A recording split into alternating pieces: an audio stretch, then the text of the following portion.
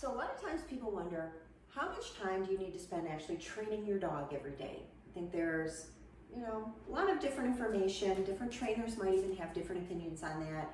My experience has been that we need to have very short little training bursts throughout every single day, meaning you don't need to have a marathon training session. You don't need to come home at the end of the day or get up in the morning and try to work your dog for an hour thinking that more is better. More is just often too much. And based on your dog's age and even their temperament, you can actually be doing more harm than good. If you're pushing and pushing training to a point that they really aren't comfortable with, then your training really isn't going to make very much progress. You might even see some regression in training. What we know about dogs is they learn in small bursts of training, meaning anywhere from 3 to 5 minutes. For a puppy, meaning anywhere from 8 to 16 weeks of age, they learn best with 1 to 2 minutes of training. That's their attention span, and that's where the best learning is happening with a dog, an older dog. So, Marshall's 20 months old. And when I do actual training exercises with him, it might be maybe 10 minutes, and then I can already see that he's just getting, sort of disinterested, and he might want to shift gears and go do something else.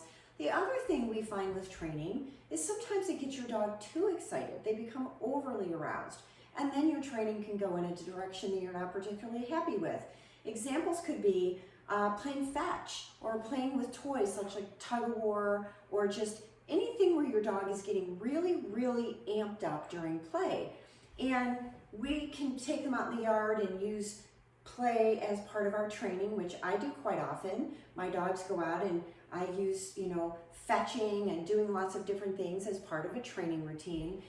But if I have a dog who gets super excited and I start seeing them amping up, meaning they're now coming back and maybe they're trying to grab the toys out of my hand, or they're jumping up at me, or they're barking at me, or they're just really, you can see their brain is just sort of spinning out of control, that's when you have to realize, okay, I need to take this back to the point before they were getting that overexcited, and that's where your training ends. So you're always ending training on a high note. I always want my dog to end a training session enjoying it and having fun, not bored and wandering away or completely disconnecting from me. They're just sort of, I don't really want to do this anymore. Or they're charging at me in the backyard, almost demanding that I throw that toy again.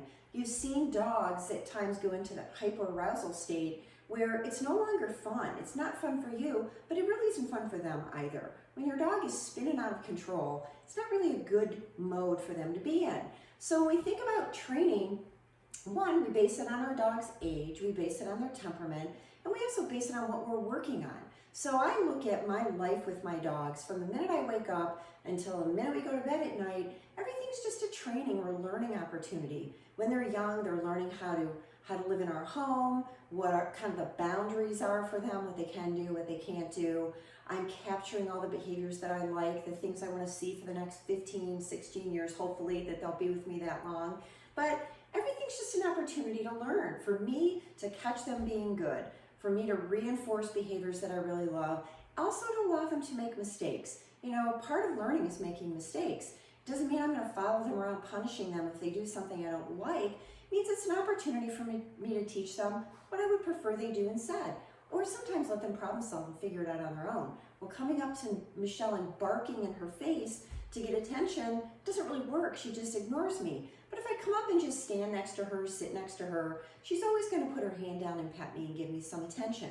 So when you think of training, it's really all the time you're spending with your dog, not just those couple minutes throughout the day that you're doing formal training exercises. So I always encourage people, put a program together that's appropriate for your puppy or dog, something that they can be successful at. Keep track of it if you need to journal it so that you can, keep advancing in your training. You don't want to keep repeating the same things over and over every day. You probably aren't going to make a lot of progress. But I think it's really important to understand that training is a process. I always look at it's just ongoing throughout their lifetime. I never look at any dog that I've ever lived with and said, oh, he's trained, we're done. there's always something new to learn. There's always something fun to do, a new game, a new activity, a new environment to go for a walk in. So just like our lives, we don't want to get to a point where we thought we've learned everything we can learn, we've done everything we can possibly do, we're done. I think we have to look at our dogs the same way too. Keep enriching their lives, keep giving them mental and physical stimulation, and that's what training is. It's just how you spend time with your dog, how you build that bond with them through training, but it should be ongoing throughout their entire life.